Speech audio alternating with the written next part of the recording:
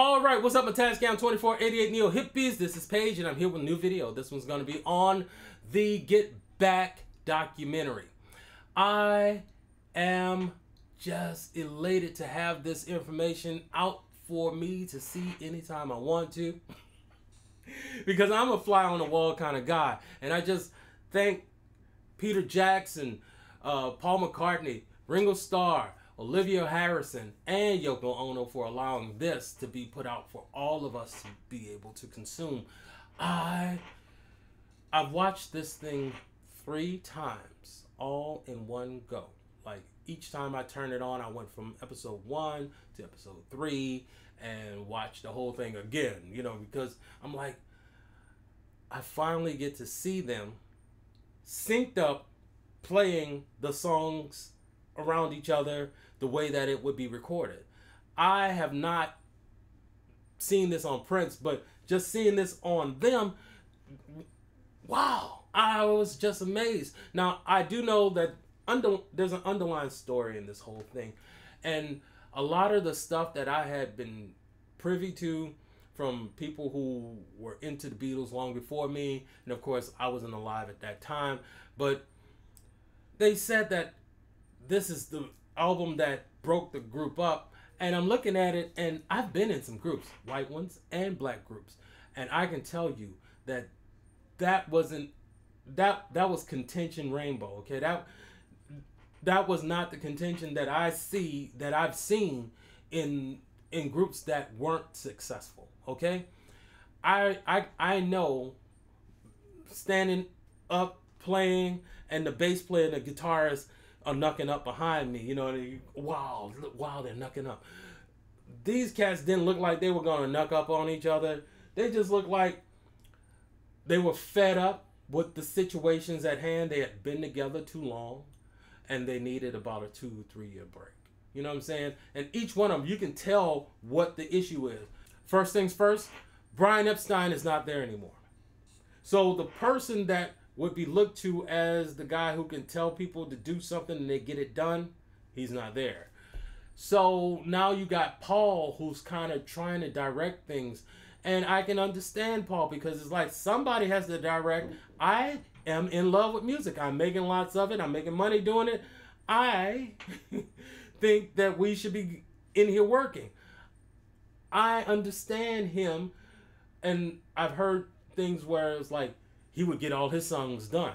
Well, yeah, because I understand being that person in a group where I'm here to do it and you are not. So now I need to make sure that I have thought this whole thing out. I know the arrangement, and I know what I want you to play. I know what I don't want you to play. All right? Because I don't know if this person's going to show up. I don't know if you're happy. I don't know if that person is, you know, happy either. So I need to make sure that when we work on my stuff, I know exactly what I'm looking for and not sorry. You know, I understand John. This man is in love. This man is in love with this woman. He is really in love with his woman.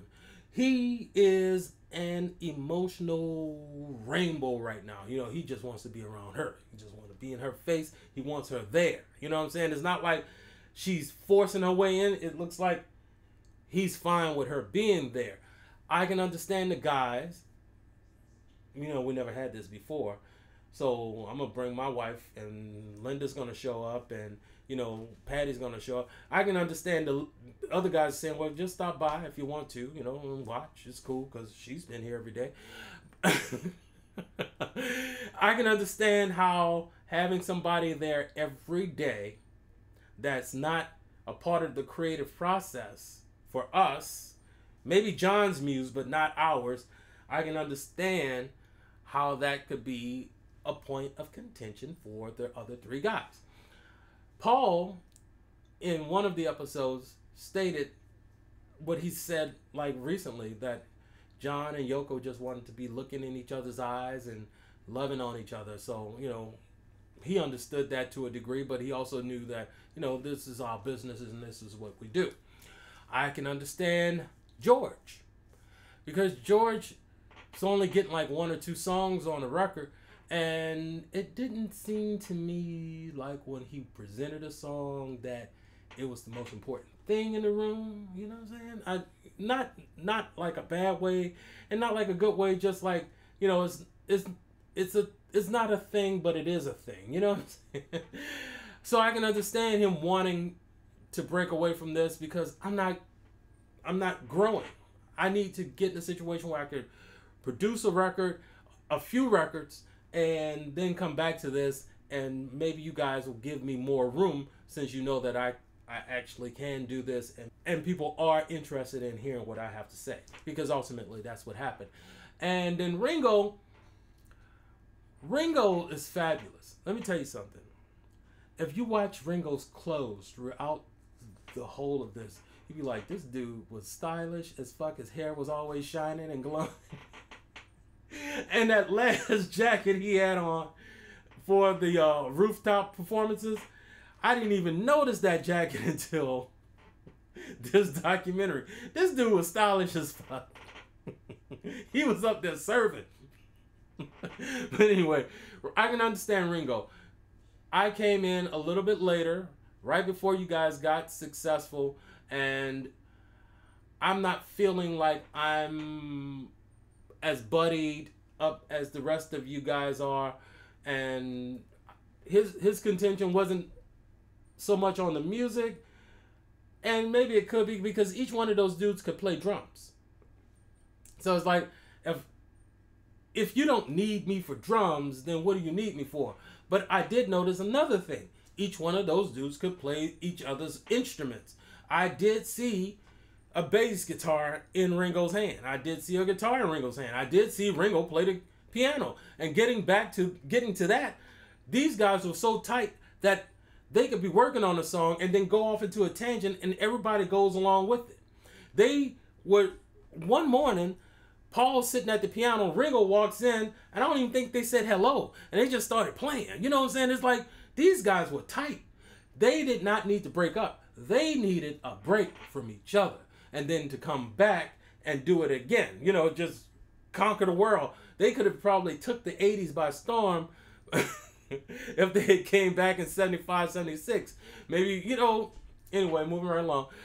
This was probably the best thing that I could watch, especially around this time of year where everything's slowing down and you have more time to look off at something and veg out and work on your music at the same time. I love this documentary. I have filmed this video 15 or 16 times because my camera's not working well. I hope that at best my review makes you want to go and watch it, because this thing is amazing. And I'm going to watch it again.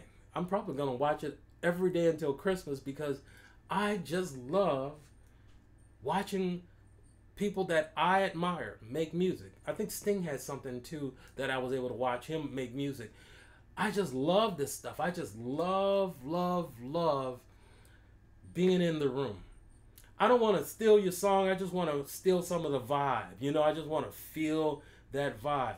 Now, my video tomorrow will be of me trying to show you how I work.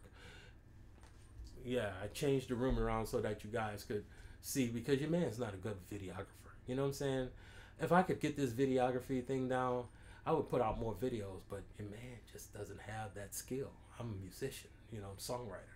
But anyway, this documentary was beautiful. It was beautifully directed, beautifully edited. They created a story within it to allow you to see that these guys weren't hating on each other as bad as it's been said. It was just a situation where everybody had been around each other too long and they needed a real break. Not 2 weeks, not a month, couple years, 3 years. Go off. See each other sometimes, and come back together. I think had Paul, this is jumping into another thing, but had Paul not politicized him breaking from the group, that they may have gotten back together. I don't think that you would have John writing the song that he wrote about Paul, and but anyway, I think that these cats were fabulous. I love them. I love all the music.